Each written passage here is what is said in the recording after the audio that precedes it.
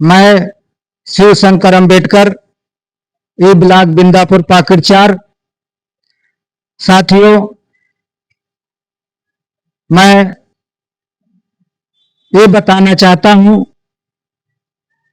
कि बाबा साहब डॉक्टर भीमराव अंबेडकर जब भारत के संविधान लिख रहे थे तो बाबा साहब ने पंडित जी, नेहरू जी, गांधी जी, राजेंद्र प्रसाद से कहा कि आप तो जिन्ना को पाकिस्तान दे दिया, लेकिन हमारे लोगों और हमारे समाज को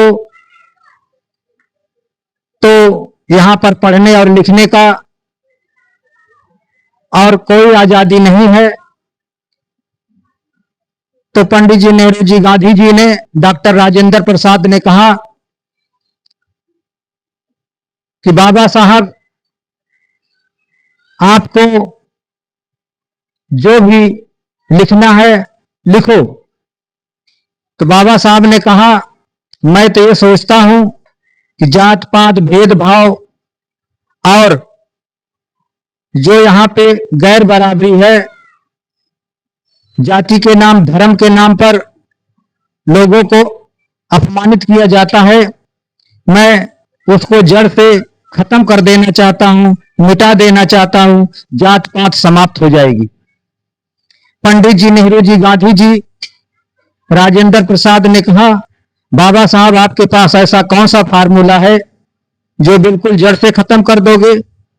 बाबा साहब ने कहा, आपने जिन्ना को पाकिस्तान दे दिया, अगर आप हमें चमरिस्तान दे दो तो हमारा देश, हमारा राष्ट्र अलग होगा, हमारे राष्ट्र का झंडा अलग होगा, हमारे देश की सेना अलग होगी और हमारे देश के अंदर जो रहेगा वो चमरिस्तान के नाम से जाना जाएगा और कहलाएगा और गर्व से कहेगा, मैं चमरिस्तान का रहने वाला हूं। तो पंडित जी, नेहरू जी, गांधी जी, डॉक्टर राजेंद्र प्रसाद ने कहा, नहीं बाबा साहब, ऐसा मत कीजिए।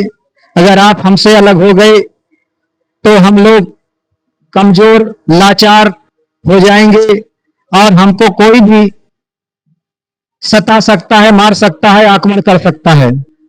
तो आप जो भी अपने समाज के लिए, अपने बारे में जो भी लिखना चाहते हो, जो भी उत्थान करना चाहते हो, जो भी आपके दिमाग में है, आप उसको लिख सकते हो। हम पूरे लोग सहमत हैं। तो बाबा साहब ने SC, ST, OBC बनाया और आरक्षण की, प्रावधान की व्यवस्था की ताकि ये समाज पढ़ लिख करके बराबर आ सके और समाज में जितनी भी सार्वजनिक चीजें हैं सब में बराबर इसका मान और सम्मान बरकरार रहे। इसलिए बाबा साहब ने आरक्षण की व्यवस्था किया। वो भी जब गांधी जी, नेहरू जी, पंडित जी, राजेंद्र प्रसाद ने, सब लोगों ने सहमत हुए कि आप जो लिखना चाहो लिख दो। बाबा साहब ने इंसानियत और मानवता के तौर पर जो उनके समझ में आया, उन्होंने सबको समान अधिकार दिया, सबको बराबर का दर्जा दिया। चाहते तो बाबा साहब ये भी लिख सकते थे कि चमार जाति सबसे ऊपर रहेगी, तो उस समय संविधान के अंदर ये दर्ज हो जाता, लेकिन बाबा साहब के अंदर ऐसी कोई लोगों के प्रति ईर्षा नहीं थी, इसलिए उन्होंने समान अधिकार, सबको बराबर का दर्जा दिया, सबको आजादी दिया।